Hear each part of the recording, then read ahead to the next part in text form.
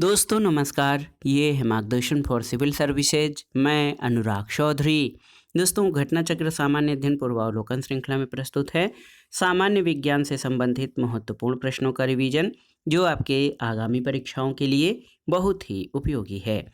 इस वीडियो में हम जीव विज्ञान से संबंधित विविध प्रश्नों का दूसरा भाग कवर करेंगे। तो आइए शुरू करते हैं आज का वीडियो, जीव विज्ञान से संबंधित महत्वपूर्ण प्रश्नों का रिवीजन।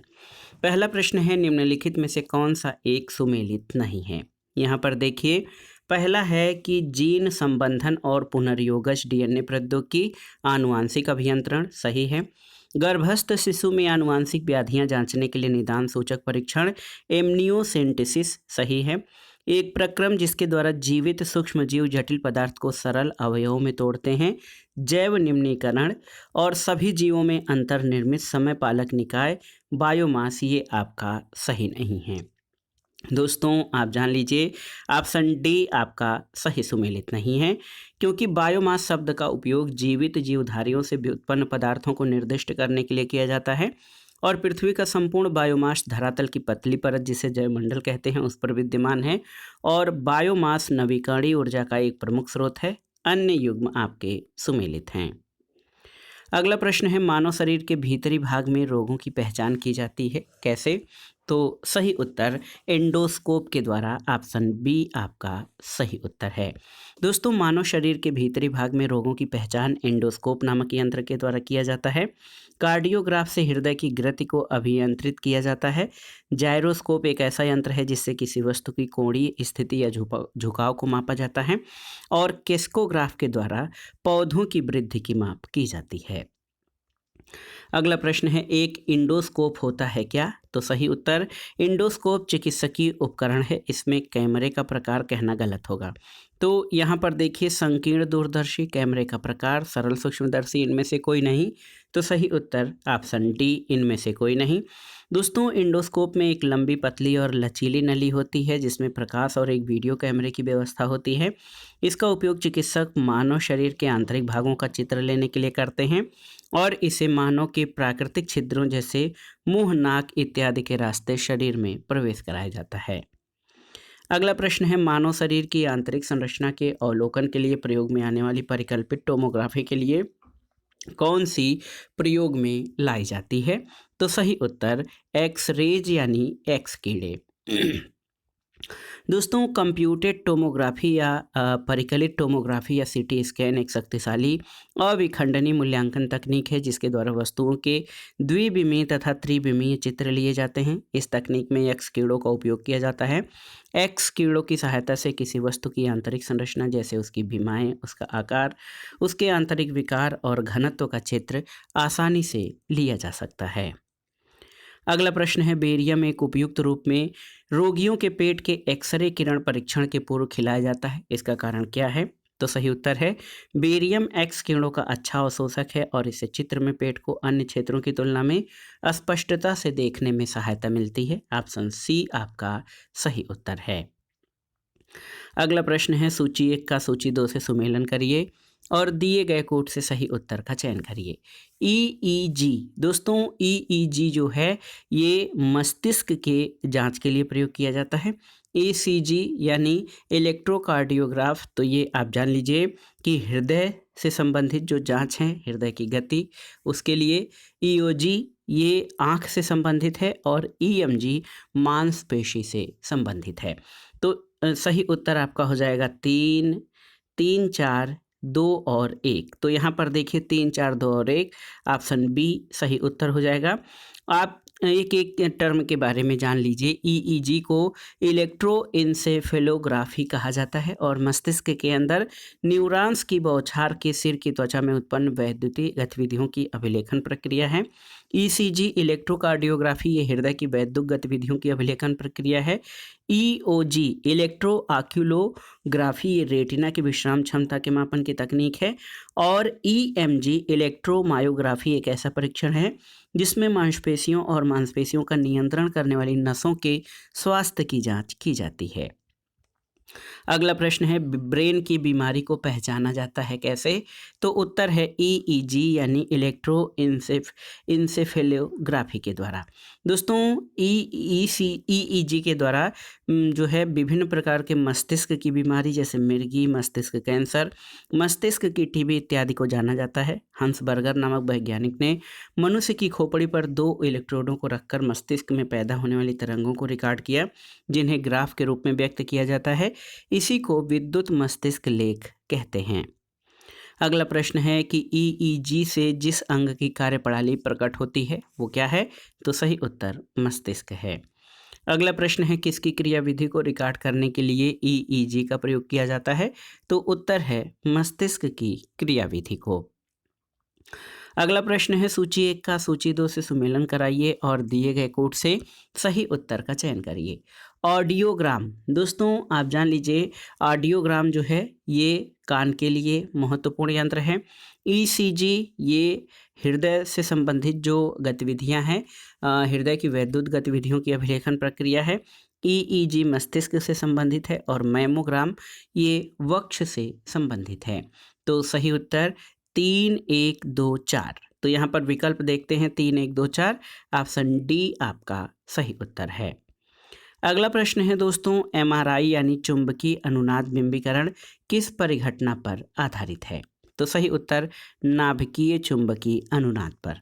दोस्तों एमआरआई यानी मैग्नेटिक रेजोनेंस इमेजिंग में चुंबकीय क्षेत्र और रेडियो तरंगों का प्रयोग करके शरीर के विभिन्न अंगों जैसे और उनकी कार्यप्रणाली के बारे में अत्यंत उपयोगी जानकारी प्राप्त की जा सकती है।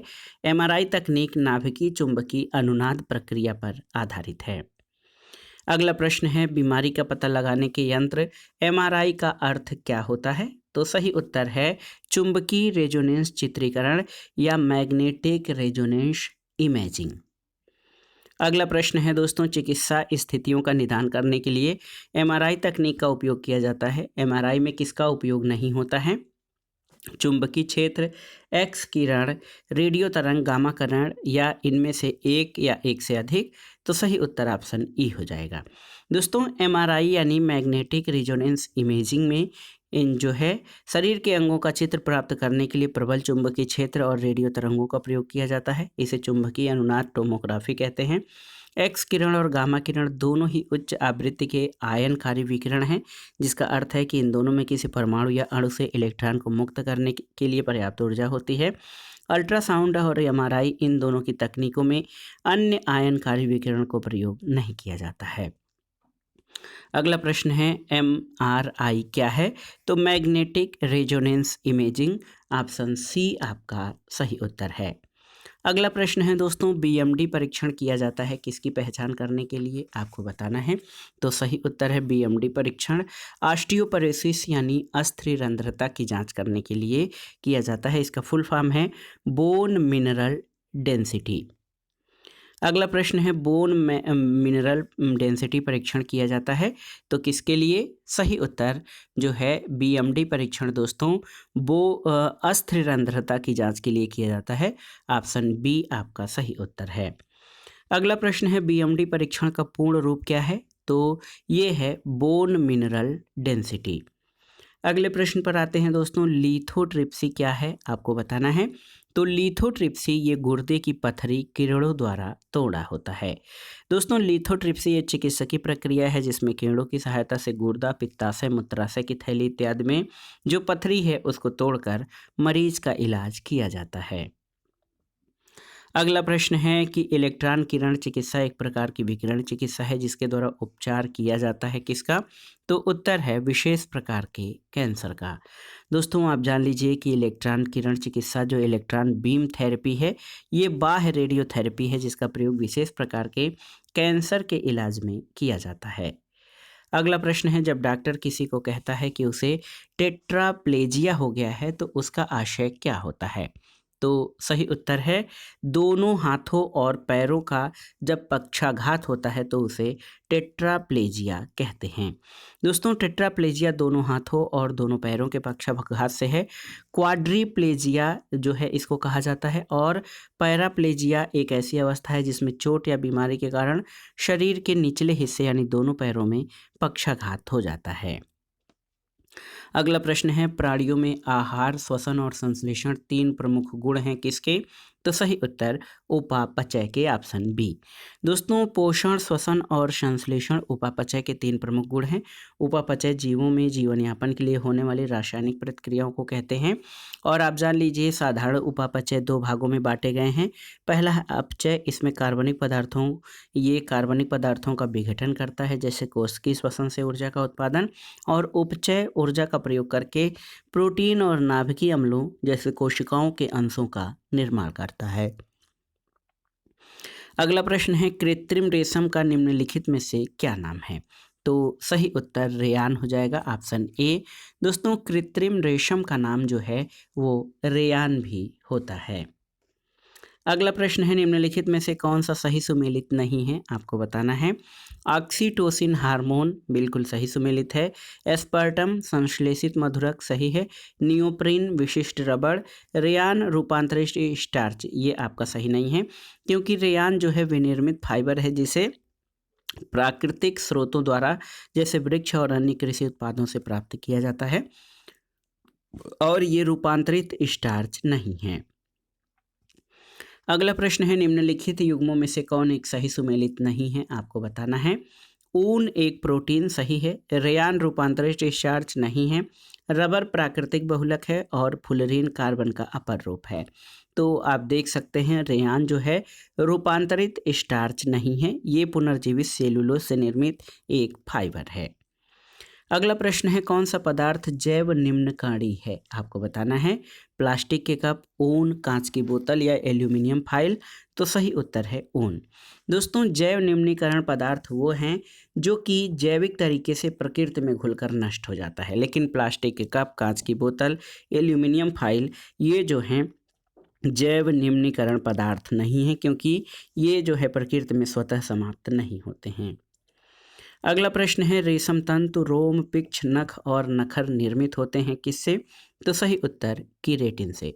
दोस्तों, कीरेटिन एक प्रोटीन होता है और रेशम के तंतु, रोम, पिक्ष, नख और नाखून ये कीरेटिन से निर्मित होते हैं। अगला प्रश्न है, कौन सा पदार्थ प्रोटीन नहीं है? आपको बताना है। कपास, केश, लूता या खुर? तो सही उत्तर कपास। दोस्तों, कपास एक मुलायम रोएदार स्टेपल रेशा होता है जो कपास के पौधे के बीजों के चारों ओर एक संरक्षण आवरण में विकसित होता है। ये लगभग पूरी तरह सेलुलोज का बना होता है।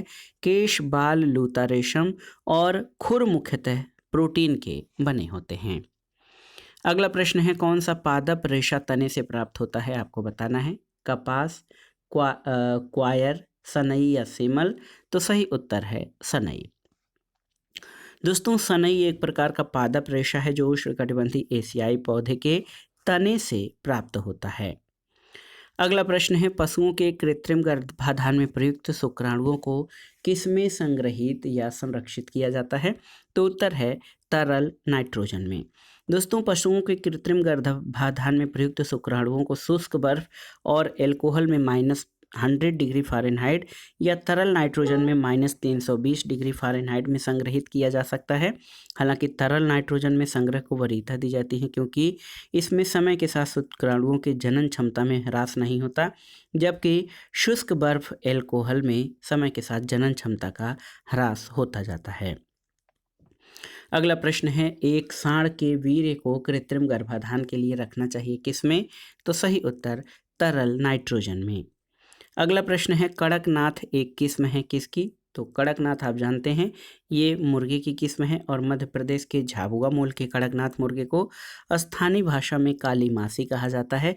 इसकी त्वचा और पंखों से लेकर मांस तक का रंग काला होता है। अगला प्रश्न है, निम्नलिखित में से कौन गाय की उच्च दुग्ध उत्पादन प्रजाति है?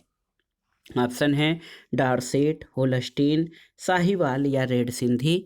तो सही उत्तर होल्स्टीन, ऑप्शन बी हो जाएगा। बहुत ही महत्वपूर्ण प्रश्न है। होल्स्टीन फ्रीजियन गाय की उच्च दुग्ध उत्पादन प्रजाति है।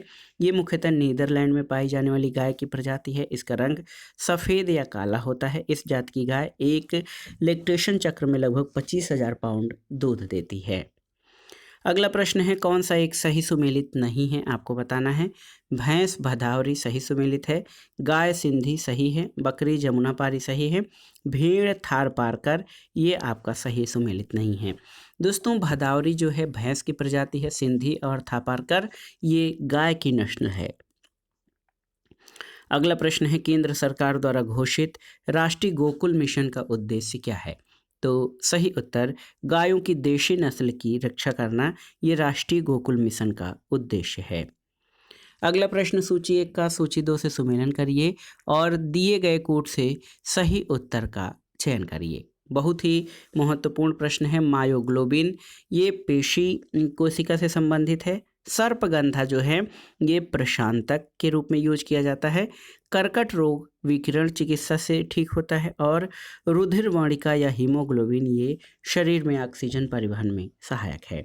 तो सही उत्तर 4 3 1 2 ऑप्शन देखिए 4 3 1 2 ऑप्शन सी इस प्रश्न का सही उत्तर है।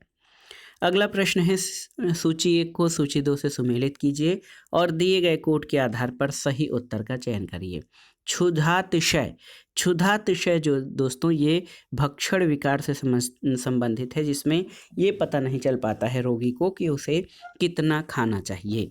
इसके अलावा कोलेस्ट्रॉल तो ये अंडपीतक और एट्रोपिन जो है दोस्तों ये एल्काइड है आप देख सकते हैं, और इंसुलिन ये अग्नाशय से उत्पन्न होता है। तो 4 2 1 3 मिलान करते हैं। 4 2 1 3 ऑप्शन ए आपका सही उत्तर है। अगला प्रश्न है सूक्ष्म जीवों द्वारा उत्पन्न किया गया नैनोकण अर्धचालक पदार्थ की सहायता से प्रथम बार भारतीय वैज्ञानिकों ने हाल में एक इलेक्ट्रॉनिक डायोड बनाया है जिसकी उपयोगिता युक्ति लघु रूपण में है। वह सूक्ष्म जीव क्या है। तो सही उत्तर है वह सूक्ष्म जीव एक इष्ट है। दोस्तों आप जान लीजिए कि पुणे के आगारकर अनुसंधान संस्थान के वैज्ञानिकों ने जो है एक इष्ट की सहायता से अर्धचालक पदार्थ कैडमियम सल्फाइड के नैनोकणों को संश्लेषित किया।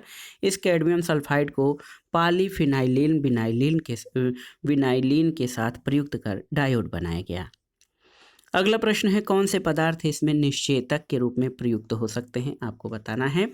तो क्लोरोफार्म, नाइट्रस ऑक्साइड, हीलियम या और कार्बन डाइऑक्साइड।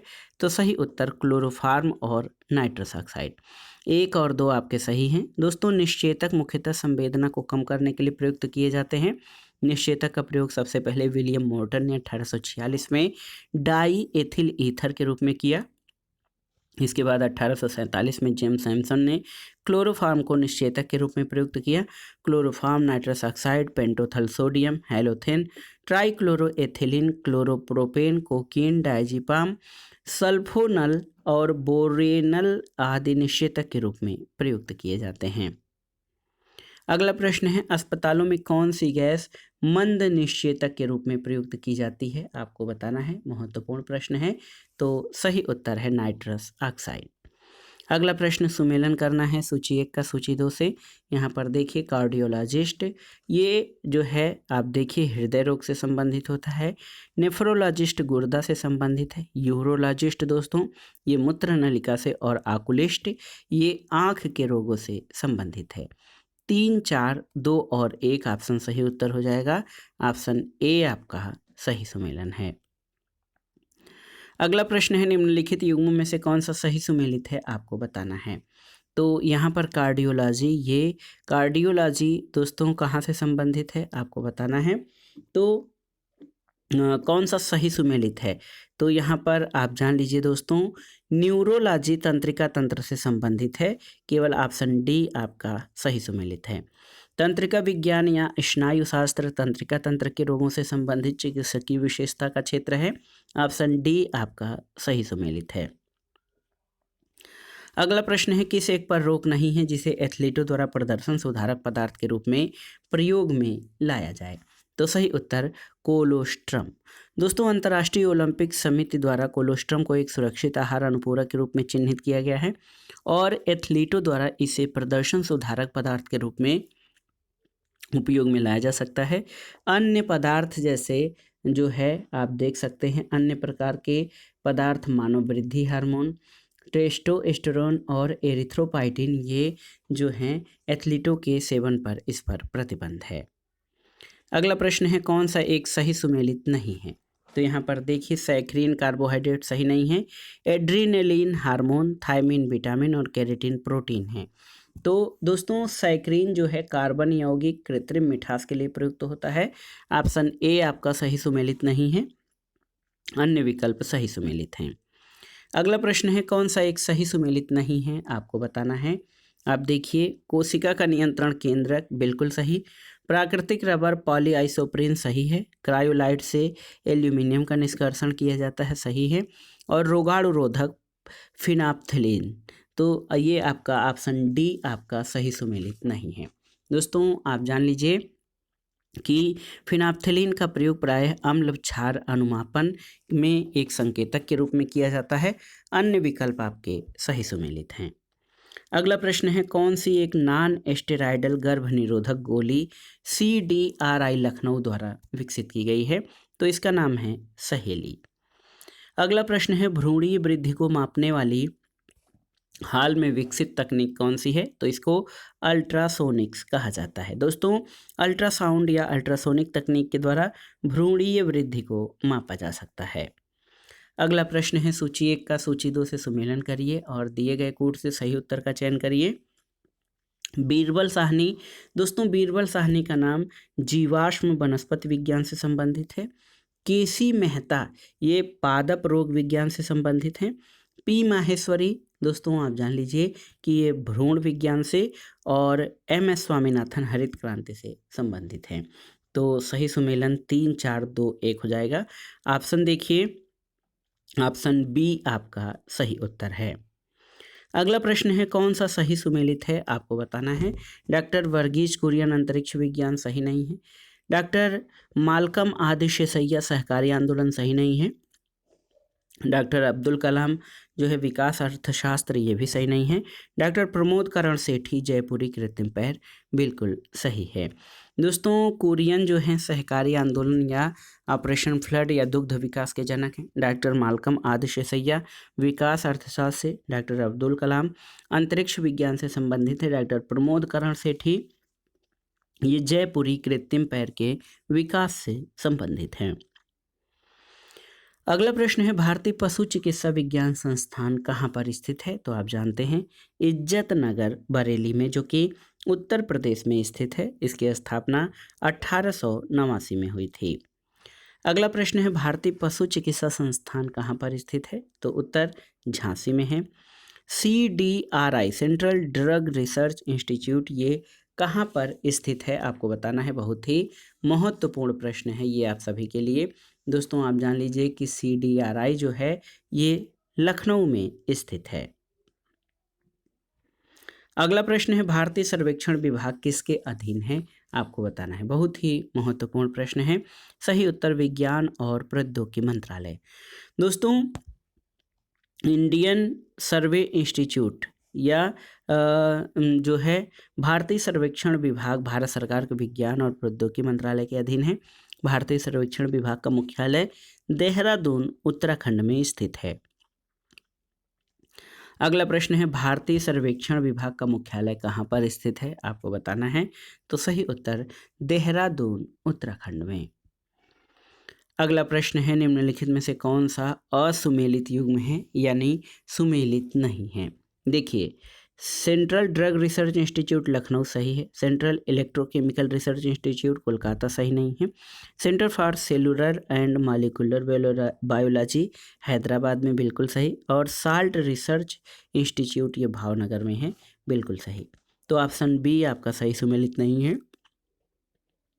दोस्तों सेंट्रल इलेक्ट्रोकेमिकल, बहुत ही सेंट्रल इलेक्ट्रोकेमिकल रिसर्च इंस्टीट्यूट ये कराईकुड़ी तमिलनाडु में है, न कि कोलकाता में।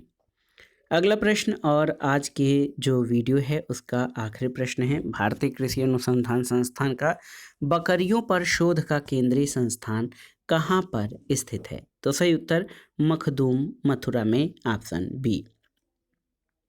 दोस्तों, भारतीय कृषि अनुसंधान का केंद्रीय बकरी अनुसंधान संस्थान मखदूम, मथुरा में स्थित है।